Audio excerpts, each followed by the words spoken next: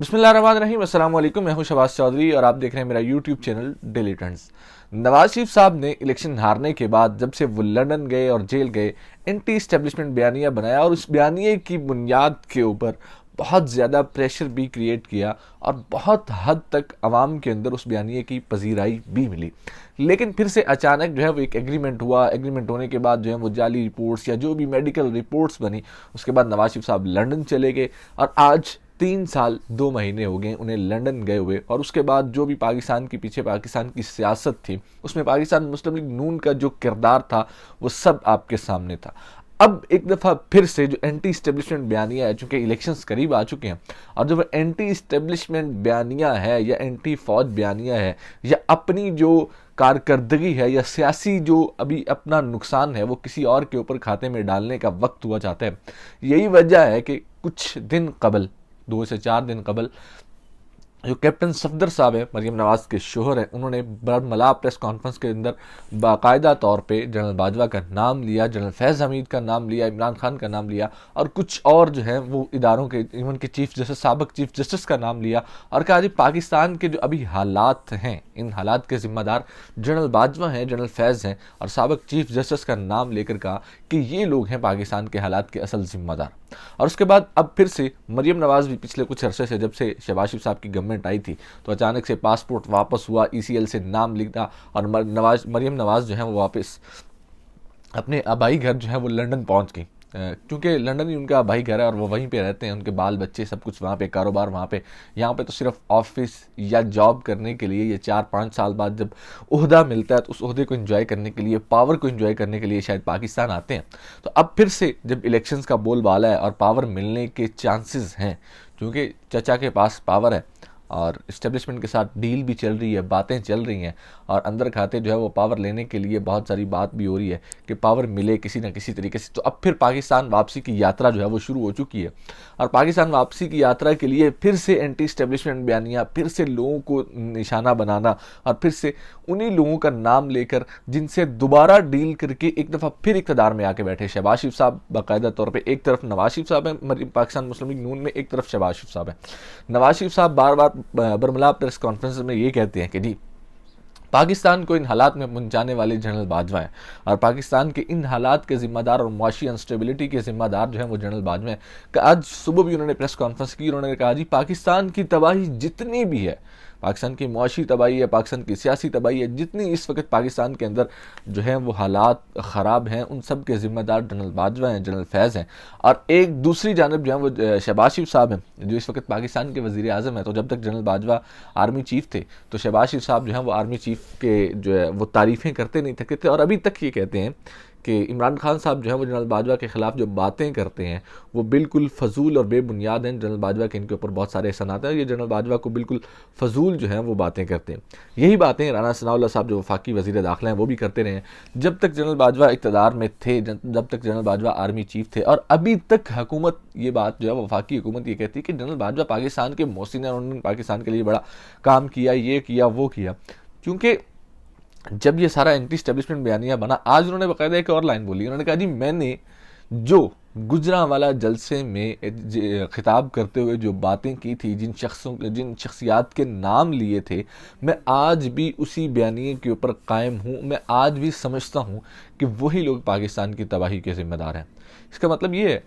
कि बाकायदा तौर पे अब जो एंटी स्टैब्लिशमेंट बयानिया था उसको टाकी शाकी मारना शुरू कर दी गई है और दोबारा से एंटी स्टैब्लिशमेंट बयानिया लेके आने की कोशिश की जा रही है। चूँकि इमरान खान के पास एक ऑलरेडी बयानिया मौजूद है और जो पाकिस्तान मुस्लिम लीग नून के पास बयानिया था, चाहे वो जैसा भी था, जैसे भी था, वक्ती तौर पे था या सिर्फ इक़्तिदार के लिए था, वो बयानिया आवाम के लिए काबिल कबूल था। एकदम उस बयानिए में स्विफ्ट आया और बयानिया टर्न किया गया और फौरी तौर पे जो है वो GHQ के साथ ताल्लुकात बहाल करके उनकी तारीफ़ों के पुल बांधने शुरू कर दिए गए और फिर से नवाज शरीफ साहब और मरीम नवाज साहिबा जो हैं वो चुप करके बैठ गए और इक़्तिदार के मज़े भी लिए, अपने केसेस भी ख़त्म करवाए। वही जनरल बाजवा हैं जिनके दौरे इक़्तिदार में इन्होंने अपने केसेस ख़त्म कराए, अपने केसेस ख़त्म करवा के वापस लंदन पहुँचे। और अभी भी यही कोशिश की जा रही थी कि नवाज शरीफ साहब, अब चूंकि मरीम नवाज तो वापस आ रही हैं, 28 को उन्होंने कहा जी हम 27 की उन्होंने टिकट करवा ली है, 28 की और 29 की शाम जो है वो 4 बजे पाकिस्तान पहुँचेंगे। तो लेकिन नवाज शरीफ साहब वापस नहीं आ रहे। नवाज शरीफ साहब कहते हैं कि जी मरीम के जिस तरह केसेस ख़त्म हुए हैं, शहबाज शरीफ साहब के जिस तरह केसेस ख़त्म हुए हैं, हमजा शहबाज के केसेस ख़त्म हुए हैं, इसी तरीके से नवाज शरीफ साहब के भी केसेस ख़त्म किए जाएँ और नवाज शरीफ साहब के केसेस ख़त्म करके इमरान खान को गिरफ़्तार किया जाए और इमरान खान को गिरफ़्तार करके इसको नाअहल किया जाए, नाअहल करके इसको जेल में डाला जाए, तो फिर मैं पाकिस्तान आऊँगा। ये सारी शर्तें पाकिस्तान वापसी के लिए उन्होंने रखी हैं। आज से चंद दिन कबल जो वफाकी वज़ीर दाखिला हैं राना सनाउल्लाह साहब, उनका ये कहना था कि जी इमरान खान को गिरफ़्तार करना हमारी सियासी गलती होगी, हम पाकिस्तान के अंदर इंतशार नहीं चाहते। उनको इस बात का अंदाज़ा है कि अगर इमरान खान को गिरफ़्तार किया जाता है तो लोग सड़कों पे आएंगे, अगर इमरान खान को गिरफ़्तार किया जाता है तो मुल्क के अंदर जो है वो अदम इस्तेहकाम भी आएगा, मुल्क के अंदर मुजाहरे भी होंगे, लोग सड़कों पे भी निकलेंगे और जो है वो मुल्क के अंदर इंतशार भी फैलेगा अगर इमरान खान को गिरफ़्तार किया जाता है। लेकिन जैसे ही उनकी लंदन यात्रा हुई है और वहाँ से जाके कुछ खबरें ये भी हैं कि उनसे इस्तीफ़ा भी लिया गया, मरीम नवाज़ की वापसी के बाद जो है वो शहबाज शरीफ साहब से भी पार्टी की जो सदारत है वो वापस ली जा सकती है और हो सकता है सदारत हो भी, लेकिन वो इतनी इफ़ेक्टिव ना हो। पार्टी की जो भाग दौड़ है, वो जो पार्टी का सारा कंट्रोल है वो मरीम नवाज़ के सपोर्ट करने की तैयारियां की जा रही हैं कि सब कुछ जो है वो पार्टी का मरीम नवाज़ चलाएं और मरीम नवाज़ इसको डील करें। और अभी से ट्विटर के ऊपर या दीगर सोशल मीडिया के ऊपर पाकिस्तान मुस्लिम लीग नून के जो इस तरीके से मरीम नवाज़ ग्रुप सहाफ़ी है या मरीम नवाज़ ग्रुप की जो लॉबिंग है वो अभी से इस चीज़ को लेकर तैयार बैठी है कि अगली जो वज़ीर आज़म है वो फिर से पाकिस्तान की दूसरी मुंतखब खातून वज़ीर आज़म है वो मरीम नवाज़ है। और नवाज शरीफ साहब कहते हैं कि या तो मरीम नवाज़ वज़ीर आज़म बनेंगी या फिर जो प्लान चल रहा है कि वफाक पीवी के पास और पंजाब मुस्लिम लीग नून के पास, तो अगर वो प्लान कामयाब होता है तो पंजाब में हर सूरत जो है मरीम नवाज़ को वज़ीर आला बनाया जाएगा, अब ओहदा जो है वो मरीम नवाज़ को दिया जाएगा। तो शहबाज शरीफ साहब की पाकिस्तान मुस्लिम लीग नून के अंदर से छुट्टी करने की जो खबरें हैं वो आ रही हैं और फिर से राना सनाउल्लाह साहब से इस्तीफ़ा भी लिया गया। और जैसे ही ये लोग लंदन पहुंचते हैं और फिर से एक जो है इमरान खान साहब के ख़िलाफ़ ये बातें शुरू हो जाती हैं कि इसको गिरफ़्तार भी किया जाना चाहिए, इसको गिरफ़्तार करके जेल में डालना चाहिए, अगर तोशाखाना केस या दीगर केसेस में इसकी गिरफ़्तारी होती है तो पाकिस्तान के जितने इदारे हैं उनको चाहिए कि इसके ऊपर कानून के ऊपर अमल दरामद करें। लेकिन पाकिस्तान में जब बैठे होते हैं तो तब ये कहते हैं कि जब इमरान खान को गिरफ़्तार करना जो है वो सियासी गलती होगी। तो अब पता नहीं वो सियासी गलती कहाँ चली गई है। जैसे ही नवाज शरीफ साहब से मुलाकात होती है, नवाज शरीफ साहब ने वापसी, क्योंकि नवाज शरीफ साहब की वापसी पाकिस्तान मुस्लिम लीग नून के लिए ज़रूरी है। पाकिस्तान मुस्लिम लीग नून की जो बची खुची सियासत है उसको ज़िंदा रखने के लिए, पंजाब के अंदर इलेक्शन लड़ने के लिए नवाज शरीफ साहब की वापसी ज़रूरी है। और नवाज शरीफ साहब की वापसी ज़रूरी होने के लिए उन्होंने जो शर्तें रखी हैं कि मेरे केसेस माफ़ किए जाएँ, मेरी सज़ाएँ माफ़ की जाएँ और फिर जो है वो मेरी नाअहली ख़त्म की जाए और इमरान खान को गिरफ़्तार किया जाए, इमरान खान को नाअहल किया जाए, इसको जेल में रखा जाए। जिस तरीके से मुझे 2018 के इलेक्शन में जेल में रखा गया उस तरह 2023 का इलेक्शन जो है इमरान खान के बगैर किया जाए। लेकिन दूसरी तरफ इमरान खान ने गिरफ्तार होने की सूरत में भी जो अपने कार्ड्स हैं उन्होंने कहा नहीं मेरे पास बहुत सारे कार्ड्स हैं, मैं जब कार्ड खेलूंगा तो पीडीएम की नींदें हराम हो जाएंगी। अगर मुझे गिरफ्तार किया भी जाता है तो पाकिस्तान तहरीक इंसाफ जो है वह अपने नज़रिए के ऊपर इलेक्शन लड़ेगी। पाकिस्तान तहरीक इंसाफ जो है अगर मुझे नाअहल कर भी देते हैं तो मैं फिर भी सड़कों के ऊपर हूँगा, मैं आवाम के दरमियान हूँगा, मैं अपनी पार्टी की कैंपेन चलाऊँगा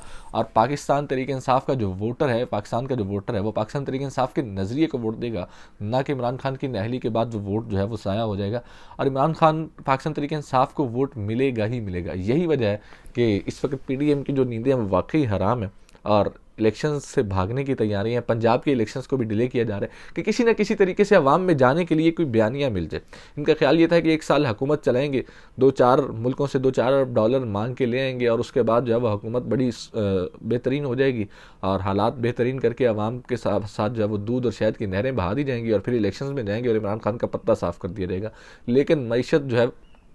जब से ये हुकूमत आई है कोई इन्वेस्टर पैसा निकालने के लिए तैयार नहीं है, कोई पैसा इन्वेस्ट करने के लिए तैयार नहीं है। तो यही वजह है कि मुआशी कारकर्दगी भी आपके सामने है, महंगाई रोज़ ब रोज़ बढ़ रही है, आवाम में जाने के लिए कुछ है नहीं। तो पंजाब के इलेक्शंस भी डिले करके, पंजाब के इलेक्शंस में भी ताख़ीर करके यही कोशिश की जा रही है किसी न किसी तरीके से पंजाब के इलेक्शंस भी डिले किए जाएँ और एक बयानिया या एक पॉइंट ढूंढा जाए जिसके साथ वो आवाम में जाएँ इलेक्शंस के लिए, जो नहीं मिल रहा। और यही वजह है कि दोबारा फिर से वो जो एंटी एस्टेब्लिशमेंट बयानिया था उसको टाकी शाकी मारी जा रही है।